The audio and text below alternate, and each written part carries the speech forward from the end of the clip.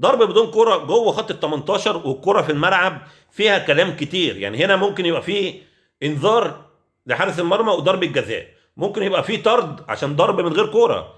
اول حاجه هنشوفها مع بعض هنا فاول على لاعب الزمالك، لكن هنشوف مع بعض هنا هتلاقي لاعب الزمالك داخل بقوه مع لاعبي الاسماعيلي. بص الكرة فين وبص الالتحام موجود فين. هنا في تعمد من لاعب الزمالك ان هو يعمل التحام بقوه مع لاعب الاسماعيلي، ما لعبش على الكرة زي ما احنا شايفين مع بعض، الكرة بعيد، كان لازم هنا الحكم يديله انذار، لكن هنا الحكم حسب المخالفه بدون انذار. نروح للحاله اللي بعديها، وهنا كان لاعب الزمالك بيطلب بلمسه يد على لاعب الاسماعيلي. هنشوف مع بعض هنا هتلاقي وضع اليد بتاع لاعب الاسماعيلي في الوضع الطبيعي، اليد مش مكبره حجم الجسم. طبعا هنا مفيش لمسه يد وقرار الحكم قرار سليم. نروح للحاله اللي بعديها، وهنا كان لاعب الاسماعيلي بيطلب بضربه جزاء. نشوف مع بعض هل في التحام ولا لا. طبعا يعني هنا مش باين الصراحه اذا كان في التحام ولا لا، الزاويه مش موضحه 100%، حتى لما جبنا الصوره من الخلف برضو الزاويه مش موضحه 100% هل في التحام ولا لا، والالتحام يستاهل ضربه جزاء ولا لا. لكن هنا برضو الفار ما جابش الحكم او ما وقفش اصلا 3 ثواني علشان يراجع اللقطه ديت. نروح للحاله اللي بعديها، وده الالتحام اللي حصل قبل الهدف بتاع الاسماعيلي. هنا الفار جاب الحكم يشوف اللقطه ديت. تعال نشوف مع بعض بقى هل اللقطه ديت فاول والمفروض الهدف يتلغي ولا لا. شوف مع بعض حاجه مهمه جدا. هنا لعيب الزمالك وصل للكره وخلاص لعبها. بص بقى لعيب الاسماعيلي فرد القدم علشان ياخد الكره، هل بقى الكره جت في رجليه ولا لا؟ زي ما احنا شايفين مع بعض هنا لعيب الاسماعيلي الكره فعلا خبطت في رجليه وبعد كده نزلت تحت منه. طيب نشوف حاجه مهمه برضو. هنا بقى لو حصل التحام مع لعيب الزمالك، لعيب الزمالك هيقع على طول، والقدم اللي انا معلم عليها دي مش هتعدي، القدم اللي انا معلم عليها دي مش هتعدي لعيب الاسماعيلي. هنشوف مع بعض بقى هتلاقي لعيب الزمالك عدى بالكامل وبعد كده وقع لما لقى الكرة بعيد عنه. فطبعا هنا قرار الحكم ان الكرة دي ما فيهاش فاول قرار سليم 100%. نروح للحالة اللي بعديها، وهنا فاول على لاعب الاسماعيلي. هنشوف مع بعض هنا هتلاقي فيه التحام وفيه تدخل بقوة. طبعا هنا الالتحام موجود والفاول سليم وقرار الحكم قرار سليم.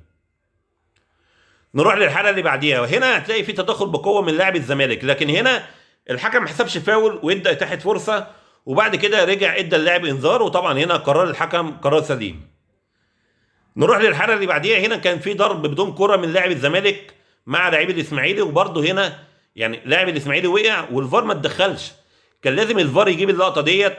طبعا انا جايب لك اللقطة من بعيد فمش باين برضه فيه التحام ولا لا، لكن كان لازم الفار يراجع اللقطة اللي انا جايبها ديت. نروح للحالة اللي بعديها، وهنا فاول على لاعب الاسماعيلي. هنشوف مع بعض هتلاقي فيه تدخل بقوة وفي التحام في ركبة لاعب الزمالك، وهنا الحكم حسب المخالفة وادى اللاعب انذار، وطبعا هنا قرار الحكم قرار سليم. نروح للحالة اللي بعديها، وهنا فاول على لاعب الاسماعيلي. هنشوف مع بعض هتلاقي برضه في تدخل بقوة مع لاعب الزمالك، وطبعا هنا الاتحام موجود والفاول سليم.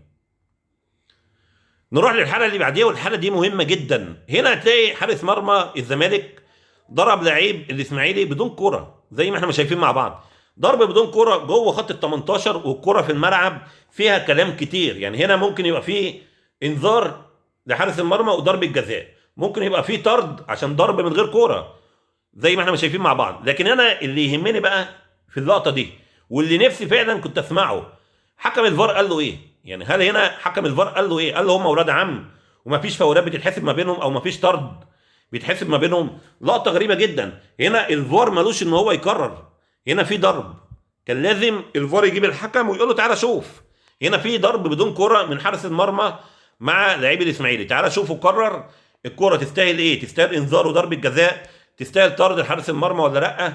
لان اي ضرب بدون كره بيبقى طبعا العقاب كبير زي ما احنا شايفين مع بعض. هنا الضرب والفار هو اللي قال للحكم ان ما فيهاش حاجه. طبعا لقطه غريبه جدا. نروح للحاله اللي بعديها، وهنا كان لاعب الزمالك بيطلب بضربه جزاء. هنشوف مع بعض حاجه مهمه جدا. هنا لاعب الاسماعيلي ايده ورا ظهره، الايد مش مكبره حجم الجسم، الكره لو جت في اليد في الوضع ده ما تبقاش ضربه جزاء، وطبعا زي ما احنا شايفين مع بعض هنا هو جايه في جزء ثابت، وطبعا هنا ما فيش ضربه جزاء، قرار الحكم قرار سليم وقرار الفار قرار سليم.